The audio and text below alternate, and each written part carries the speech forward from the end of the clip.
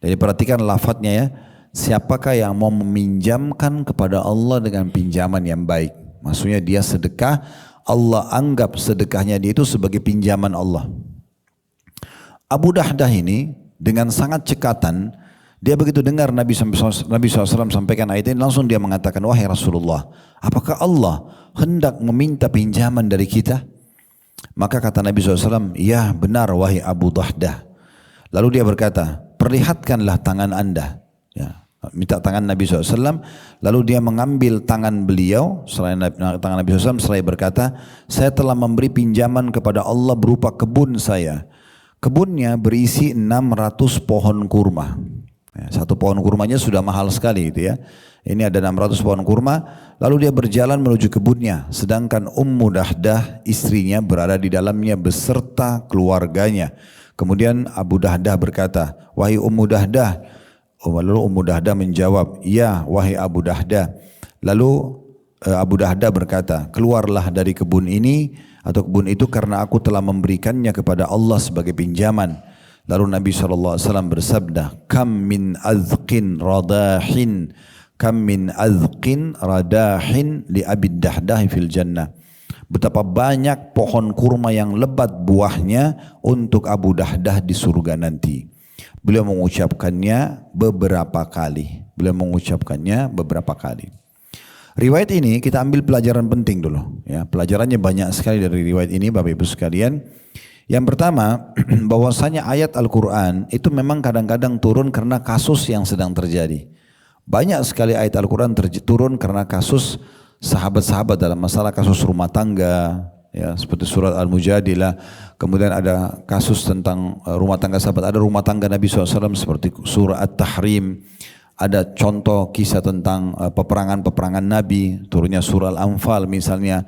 Banyak kasus-kasus yang sedang terjadi, lalu ayat Al-Quran turun, yang biasa dikenal dengan sababun nuzul, sebab turunnya ayat Al-Quran gitu ya. Nah kalau ada Bapak Ibu baca Al-Quran dan ditulis sebab turunnya, itu perlu Bapak Ibu tahu. Karena kalau kita tahu sebab turunnya, kita akan lebih mudah mengaplikasikan ayat tersebut dalam kehidupan kita. Nah seperti itu kurang lebih. Yang uniknya adalah kita bukan sedang membahas sebab turunnya ayat Al-Baqarah 245. Tapi bagaimana responnya Abu Dahdah terhadap ayat. Ini pelajaran kita yang kedua. Kalau pelajaran pertama memang ada ayat-ayat Al-Quran yang turun dan ada sebab turunnya ya. Kemudian yang kedua adalah bagaimana pentingnya seorang muslim segera merespon panggilan dan seruan Allah dan Rasulnya. Apa saja yang Bapak Ibu dengar dari pengajian. Sudah sampaikan Allah berfirman, Rasulullah bersabda, orang yang terbaik dari kaum muslimin adalah yang mendengarkan lalu mengaplikasikan.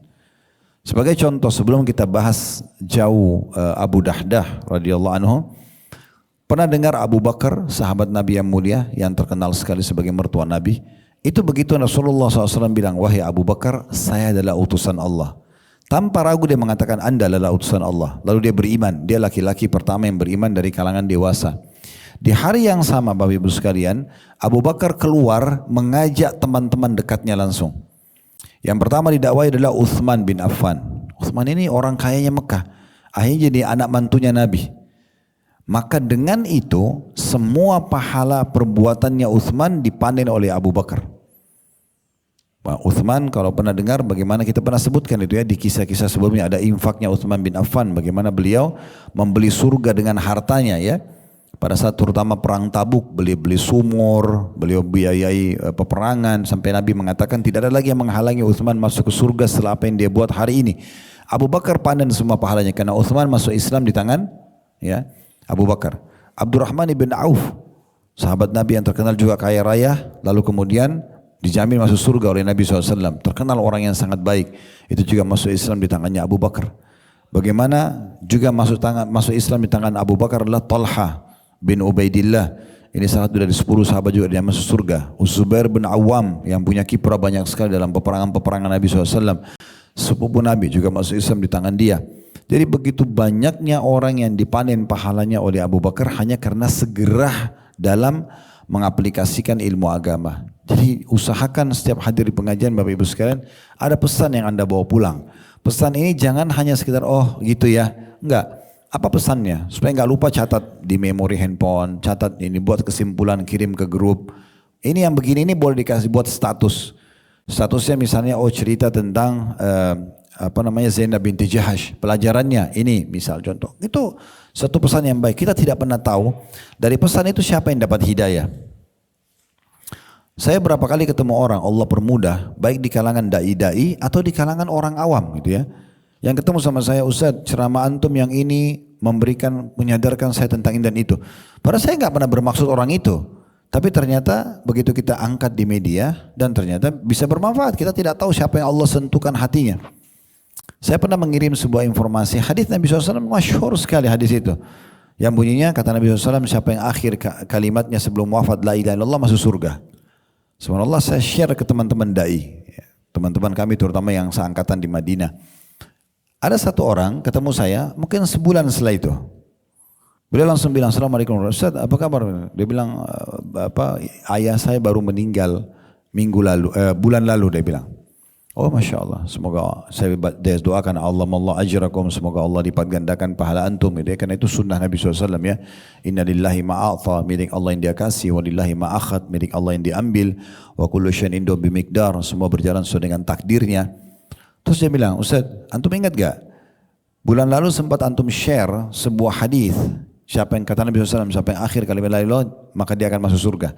Antum tahu pada saat hadis itu masuk di handphone dan anak buka, ayah anak lagi sakarat.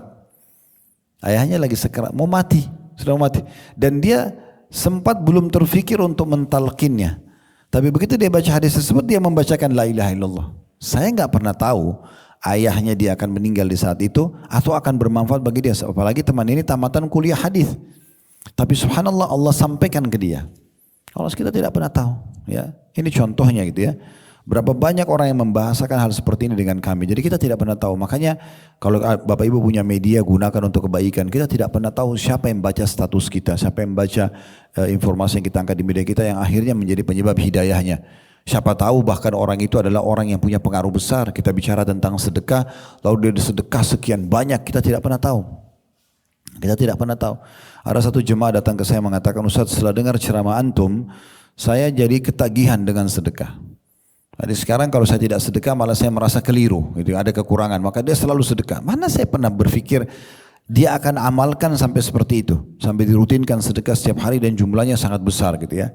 Nah, padahal cuma sebuah cuplikan, sebuah motivasi yang kita sampaikan. Maka hal seperti ini pesan penting dari Abu Dahdah.